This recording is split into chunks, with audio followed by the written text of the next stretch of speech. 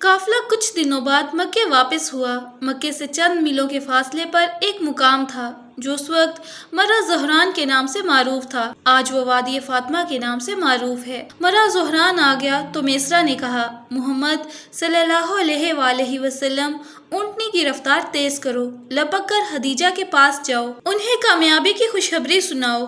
आप अलैहिस्सलातु वस्सलाम ने ऊँटनी की रफ्तार तेज कर दी। दोपहर होते होते मक्के पहुंच गए। खदीजा उस वक्त बाला खाने में थीं, ठंडी ठंडी हवाओं के मजे ले रही थीं। अचानक क्या देखती हैं कि एक ऊँटनी पर कोई सवार है और ऊँटनी रेगज़ार की तपती हुई रेत पर महवे रफ्तार है, बिल्कुल हवा का मुकाबला कर रही है। खदीजा ने सवार पर नजरें गिरो दी कि पहचाने कौन है।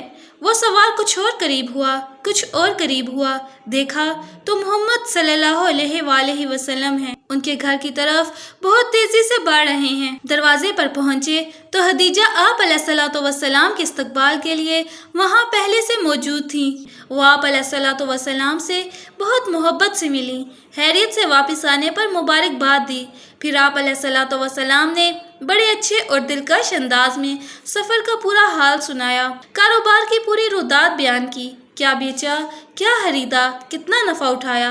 खदीजा पूरे शौक और दिलचस्पी से सारी दास्तान सुनती रहीं और दिल ही दिल में आश करती रहीं। आप अलैहिस्सलातु वस्सलाम की बातों से उन्हें बड़ी खुशी हो रही थी।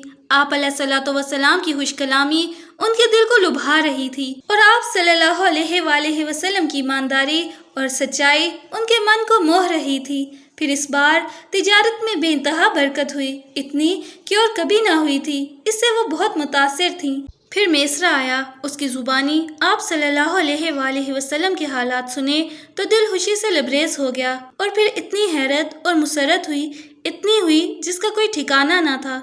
मेसरा ने बताया आप अलैहिस्सलातु वस्सलाम ने किस तरह तिजारत की, मामलात में कितनी सच्चाई और ईमानदारी दिखाई, किस कदर उनके माले तिजारत की फिक्र रखी और जानो दिल से उसकी हिफाजत की। फिर राहिब नस्तूर का वाक़या सुनाया। आप सल्लल्लाहु अलैहि वसल्लम के बारे में उसने जो खुशखबरी दी थी वो भी सुनाई। मेसरा ने कहा, एक वाक़या और हुआ जिस पर मैं हैरान रह गया। सफ़र से हम लोग वापस हो रहे थे।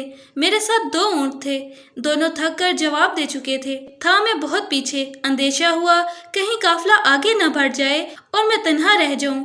मैं बढ़ के मोहम्मद सल्लल्लाहु अलैहि वसल्लम के पास गया, उनको सूरत हाल बताई। पहले तो उन्होंने दोनों ऊँटों के पैर सहलाए, फिर नकील हाथ में ली और उनको हनकाया।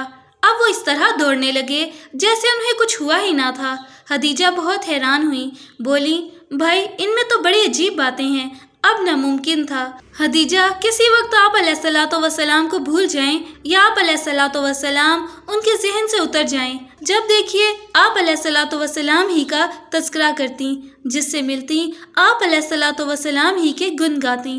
अब उनको आप अलैहिस्सलातु वस्सलाम से बेइंतहा मोहब्बत थी और तमन्ना थी किसी तरह इस अमीन और सौलेह जवान के दामन से बंध जाएं, किसी तरह उसे अपना शरीके ज़िंदगी बना लें।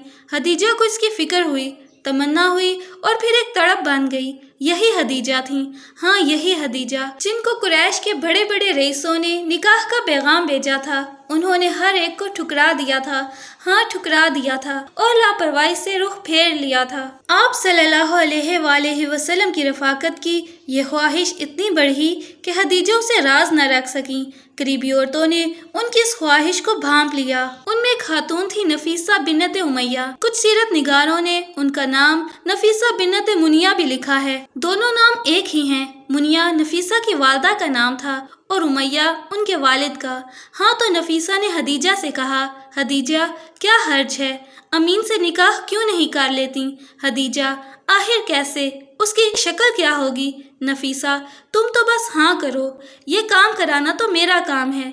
फिर नफीसा आप अलैहिस्सलातु वस्सलाम के पास आई, बोली, मोहम्मद सल्लल्लाहु अलैहि वसल्लम ये तन्हाई की जिंदगी कब तक रहेगी? अब तो तुम्हें अपना घर बसा लेना चाहिए। फरमाया, मेरे पास है क्या जो घर बसाऊं? नफीसा, अच्छा बताओ, अगर इसका इंतज़ाम हो जाए और एक निहायत हसीन और मालदार खातून से घर बसाने को कहा जाए तो तैयार हो जाओगे, इनकार तो नहीं करोगे? फरमाया, वो कौन है, किसकी तरफ आपका इशारा है? نفیسہ: خدیجہ سے بہتر جوڑا تمہیں نہیں ملے گا۔ نیک کام میں دیر کیا، یہ کام جتنی جلدی ہو جائے اچھا ہے۔ خدیجہ کے اخلاق اور دانائی سے آپ صلی اللہ علیہ وآلہ وسلم بہت متاثر تھے۔ آپ صلی اللہ علیہ وآلہ وسلم نے جیسا سنا تھا ان کو ویسا ہی پایا تھا۔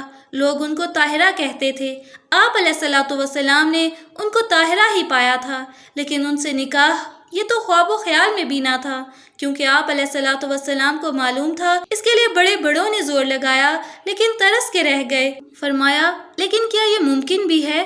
کیا وہ سونے کی چڑیا اس ویرانے میں بسیرا کرنے کو تیار ہو جائے گی؟ نفیسہ نے آپ صلی اللہ علیہ وآلہ وسلم کو بھی وہی جواب دیا، تم اس کی فکر نہ کرو، اس چڑیا کو اس باغ میں لانا تو میرا کام ہے۔ آپ صلی اللہ علیہ وآلہ وسلم ابو طالب کے پاس پہنچے اور سارا ماجرا کہہ سنایا۔ ابو طالب نے سنا تو سخت حیران ہوئے۔ آپ صلی اللہ علیہ وآلہ وسلم کی زبان سے کبھی جھوٹ یا غلط بات تو سنی نہیں تھی، اس لیے انکار بھی نہیں کر سکتے تھے۔ البتہ بولے، تعجب ہے بیٹے، خدیجہ قریش کی معزز خاتون، مال و دولت اور جاہ و منصب والوں کو تو ٹھکرا دے اور تم کو اپنا دلہا بنانا پسند کر لے۔ پھر بولے، لیکن بیٹے ایسا ہو بھی سکتا ہے، یہ کوئی تعجب کی بات نہیں۔ تمہارے پاس سونے چاندی کی دولت نہ سہی، لیکن تم خود ایک ایسا انمول ہیرا ہو جس کے سامنے یہ ساری دولت دنیا ہیچ ہے۔ فرمایا، چچا مجھے نہ مال کی ہوس ہے نہ اس سے محرومی کا کوئی غم۔ ابو طالب نے بھائیوں کو ساتھ لیا، خدیجہ کے چچا عمر بن اسد کے پاس گئے، ان کے بھائی عمر بن حویل سے بھی ملے اور آپ صلی اللہ علیہ وآلہ وسلم کی طرف سے خدیجہ کے لیے نکاح کا پیغام دیا۔ بھائی اور چچا کو پیغام اس وجہ سے دیا کہ ان کے والد پہلے ہی انتقال کر چکے تھے، وہ دونوں اسی دم تیار ہو گئے، بلکہ کہنا چاہیے وہ پہلے سے تیار بیٹھے تھے اس برکت کو خوش آمدید کہنے کے لیے۔ چٹ پٹ شادی کا دن طے ہو گیا۔ وہ دن آیا تو خاندان کے تمام شرفاء خدیجہ کے مکان پر جمع ہوئے۔ ابو طالب نے خطبہ نکاح دیا۔ خطبہ بہت عمدہ تھا، اس سے اندازہ ہوتا ہے آپ علیہ الصلوۃ والسلام کے بڑے، آپ علیہ الصلوۃ والسلام کی شخصیت سے کس درجہ متاثر تھے۔ حمد و ثنا کے بعد فرمایا، یہ میرے بھائی عبداللہ کا بیٹا محمد صلی اللہ علیہ وآلہ وسلم ہے۔ یہ وہ نوجوان ہے کہ قریش میں اس جیسا کوئی نہیں۔ ہاں، مال اس کے پاس کم ہے، لیکن مال تو چلتی پھرتی چھاؤں ہے۔ محمد صلی اللہ علیہ وآلہ وسلم میرا عزیز ہے، یہ تم سب جانتے ہو۔ وہ حویلد کی بیٹی خدیجہ سے نکاح کرنا چاہتا ہے اور میرے مال سے 20 اونٹ مہر مقرر کرتا ہے۔ بخدا اس کا مستقبل انتہائی شاندار ہے۔ اس طرح یہ مبارک تقریب انجام پا گئی اور خاتون قریش امین قریش کے گھر آ گئی۔ اس وقت آپ صلی اللہ علیہ وآلہ وسلم کی عمر 25 سال 2 ماہ 10 دن تھی اور بی بی خدیجہ رضی اللہ تعالیٰ عنہ کی عمر 28 سال تھی۔ ایک دوسری روایت کے مطابق حضرت خدیجہ رضی اللہ تعالیٰ عنہ کی عمر 40 سال تھی۔